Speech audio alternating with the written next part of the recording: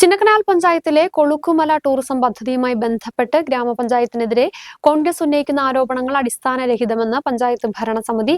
പഞ്ചായത്തിന്റെ നേതൃത്വത്തിൽ നിരവധിയായ വികസന പ്രവർത്തനങ്ങൾ നടന്നുവരുമ്പോൾ ഭരണസമിതിയെ കരിവാരി തേക്കുന്നതിനാണ് ഇത്തരം ആരോപണങ്ങളുമായി കോൺഗ്രസും ബിജെപിയും രംഗത്തെത്തുന്നതെന്ന് ഗ്രാമപഞ്ചായത്ത് പ്രസിഡന്റ് NM ശ്രീകുമാർ പറഞ്ഞു.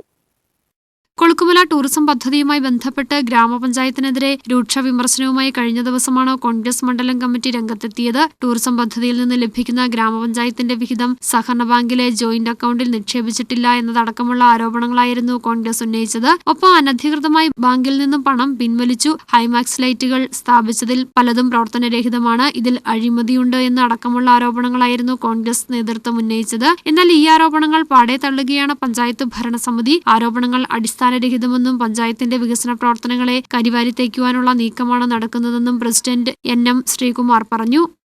കോൺഗ്രസും ബിജെപിയും പഞ്ചായത്തിനെ ആക്ഷേപിക്കുന്ന രീതിയിലൊരു പ്രവർത്തനമാണ് അവർ നടത്തിക്കൊണ്ടിരിക്കുന്നത്.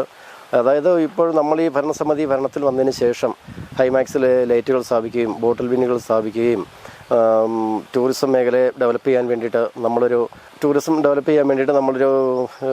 ഓൺലൈൻ സംവിധാനം നിലവിൽ കൊണ്ടുവന്ന് വരികയും ഇതെല്ലാം ചെയ്തു കഴിഞ്ഞപ്പോൾ അവർക്ക് ഇതൊരു ഒന്നും പറയാനില്ലാത്ത ഒരു സാഹചര്യത്തിൽ അവർ ഇതിനെ കരിവാരി തേക്കാൻ വേണ്ടി അവരിങ്ങനെ മനഃപൂർവ്വം നമ്മളെ ആക്ഷേപിക്കുന്ന രീതിയാണ് കണ്ടുവരുന്നത്. അത് രാഷ്ട്രീയപരമായി തന്നെ അതിനെ നേരിടാനാണ് ഈ ഭരണസമിതിയുടെ തീരുമാനം. നിലവിൽ അങ്ങനെ ഒരു സാഹചര്യമില്ല. എപ്പോഴും ബാങ്കിൽ ചെന്നാൽ നമുക്ക് ഈ ഡീറ്റെയിലുകൾ എടുക്കാവുന്നത് മാത്രമേ ഉള്ളൂ. സുതാര്യമായിട്ടാണ് ബാങ്കിൽ, ഈ കോപ്പറേറ്റീവ് ബാങ്കിലാണ് ഈ ഫണ്ട് നിക്ഷേപിക്കുന്നത്.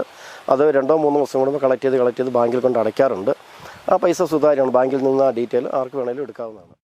ബാങ്കിൽ കൃത്യമായി പണം നിക്ഷേപിക്കുന്നുണ്ട്. ബാങ്കിലെ രേഖകൾ ആർക്ക് വേണമെങ്കിലും കൃത്യമായി പരിശോധിക്കാമെന്നും എല്ലാ കണക്കുകളും കൃത്യമാണെന്നും NM ശ്രീകുമാർ പറഞ്ഞു. ഇത്തരം വ്യാജ പ്രചരണങ്ങൾ ജനങ്ങൾ തിരിച്ചറിയുമെന്നും ഒപ്പം ആരോപണങ്ങളെ രാഷ്ട്രീയമായി നേരിടുമെന്നും ശ്രീകുമാർ വ്യക്തമാക്കി.